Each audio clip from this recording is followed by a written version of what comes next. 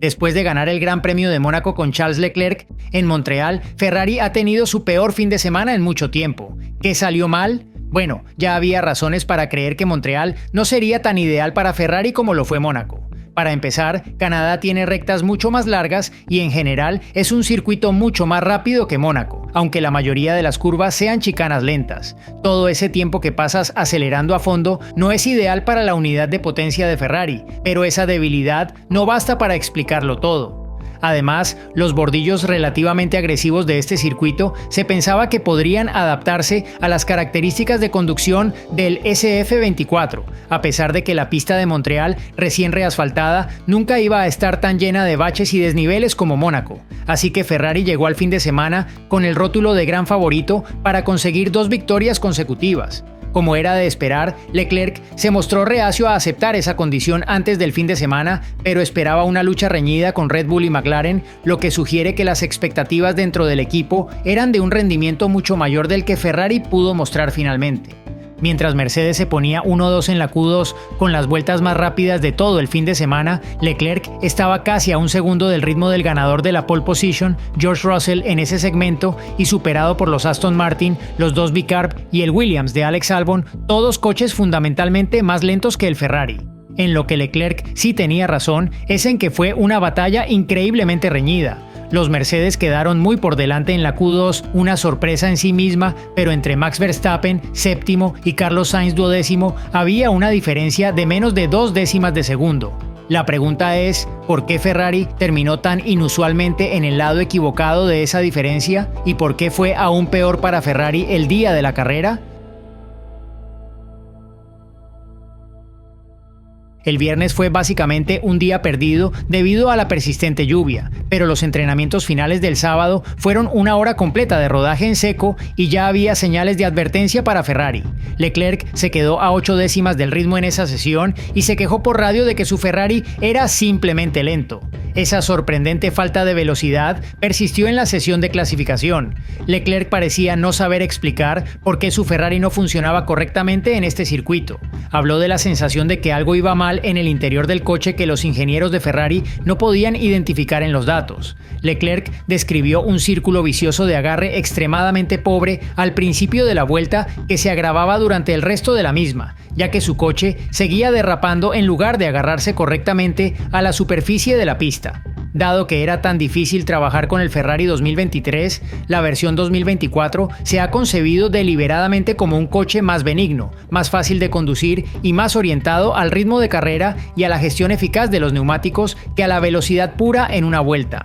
En ese contexto, cabría esperar que Ferrari no estuviera necesariamente en la lucha por la pole, pero la fila 6 de la parrilla es obviamente demasiado, teniendo en cuenta lo igualados que han estado con los McLaren y el Red Bull de Verstappen en carreras anteriores. Pero crear un coche que sea amable con los neumáticos crea inevitablemente problemas con el calentamiento de los neumáticos. Lo hemos visto muchas veces en las 2 últimas temporadas, con Red Bull luchando por conseguir que los delanteros en particular se enciendan correctamente para una sola vuelta, y parece que eso le ha costado a Ferrari en Canadá.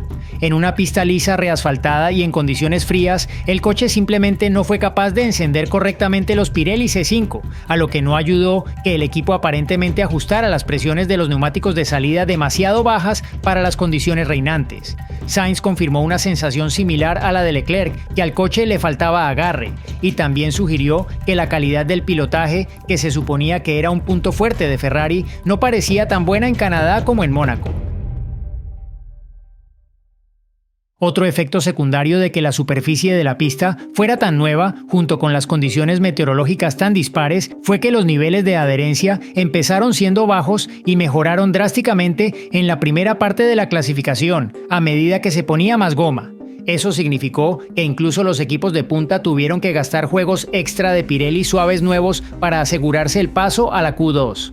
Con el fin de guardar un juego de neumáticos nuevos para la Q3, la mayoría de los equipos tuvieron que pasar a la Q2 con un solo juego de neumáticos nuevos. Esto no fue tan malo como podría haber sido de otro modo, porque la superficie de baja adherencia y las condiciones frías permitían hacer tiempos competitivos con gomas usadas. Dicho esto, seguía teniendo sentido disponer del mejor juego de neumáticos para el final de la sesión, cuando la pista estaría en su mejor momento teórico en cuanto a agarre disponible. Pero Ferrari no jugó así la Q2, hizo lo que el jefe del equipo, Fred Vasseur, llamó una decisión 50-50 de enviar a sus pilotos con gomas nuevas para sus primeras tandas en la Q2, dejándoles a ambos con neumáticos usados para el final de la sesión. Sainz explicó a Sky Sports F1 que esta decisión se tomó porque Ferrari temía que la lluvia perturbara el final de la Q2, por lo que la pista estaría mejor al inicio de la sesión. No es la primera vez que Ferrari se ve sorprendida por haber juzgado mal los informes meteorológicos mixtos en la clasificación, y Leclerc, en particular, parecía agraviado por este último error. Dijo repetidamente que era algo que tenía que revisar con el equipo, aunque Vasseur señaló que esta estrategia de neumáticos también fue utilizada por McLaren, que metió sus dos coches en la Q3 cómodamente. La gran decepción de Leclerc se basará sin duda en la sensación de que con el agarre extra que ofrecen los neumáticos nuevos, incluso teniendo en cuenta los problemas generales de Ferrari, podría haber encontrado fácilmente las 3 centésimas de segundo que necesitaba para pasar a la Q3, ya que los 7 primeros clasificados estaban separados por menos de 3 décimas de segundo. Vasseur reveló que Sainz era en realidad 3 décimas más rápido que Leclerc al entrar en la última curva de su vuelta rápida final en la Q2, pero cometió un error. Sin este, Ferrari habría tenido sin duda un coche en la Q3 y potencialmente una oportunidad de luchar por estar entre los 6 primeros de la parrilla. Eso si el equipo hubiera ajustado correctamente la presión de los neumáticos.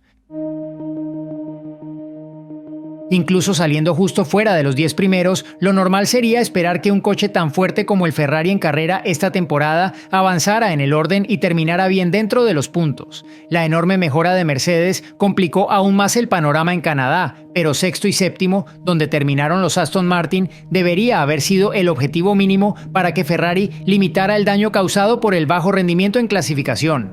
Pero la carrera de Ferrari fue un desastre total. Sainz trabajó al margen de los 10 primeros antes de hacer un trompo y colisionar con el Williams de Alex Albon mientras luchaba por sumar algún punto.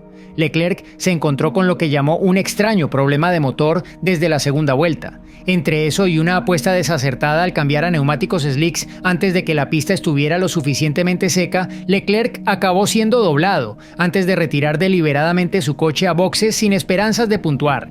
Ferrari aún no ha explicado exactamente cuál era el problema del motor, solo que estaba relacionado con lo que Vasseur denominó control del motor, más que con el motor en sí, lo que sugiere que estaba relacionado con el software. Leclerc reveló que estaba realizando 10 cambios de configuración de motor por vuelta en su volante en la primera parte de la carrera, y quedó claro por el largo retraso en boxes cuando paró para montar neumáticos lisos que este problema solo se solucionaba apagando el motor y reiniciando el coche. Esto es el equivalente en Fórmula 1 a reiniciar con control, alt y suprimir.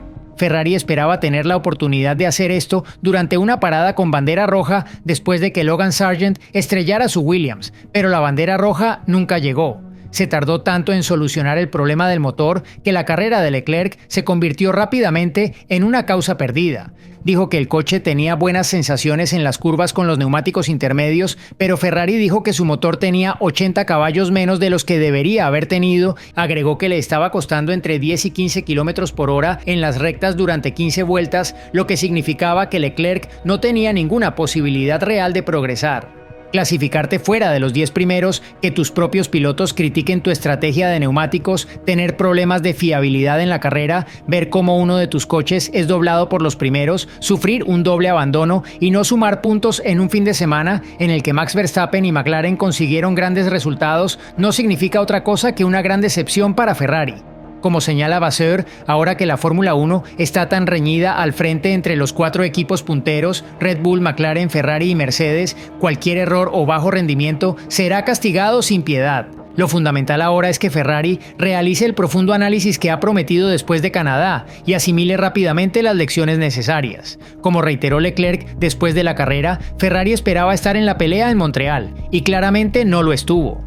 Una cosa es no rendir cuando así lo esperas, otra muy distinta es rendir por debajo de lo esperado. Vasseur, por supuesto, está predicando a su equipo un mensaje de que no cunda el pánico, mantener el mismo enfoque y la misma motivación que antes y centrarse plenamente en desarrollar el coche y solucionar los problemas. La buena noticia es que identificar una razón clara por la que los neumáticos no funcionaron correctamente en la calificación podría significar que se trata de una simple aberración, por lo que Ferrari puede esperar un retorno inmediato a la forma en otros circuitos, pero aún así fue un duro recordatorio de lo fácil que puede ser derrocar a un equipo de su pedestal, en esta fase de lo que está resultando ser una competición extremadamente reñida en la parte delantera de la parrilla. Ahora mismo, en la Fórmula 1, la línea que separa el éxito impresionante del fracaso vergonzoso es muy fina.